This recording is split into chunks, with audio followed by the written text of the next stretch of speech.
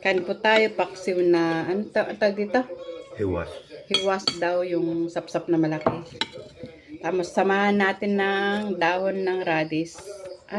Labanos. Kain tayo.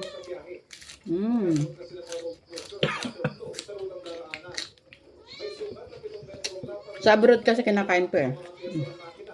Hap.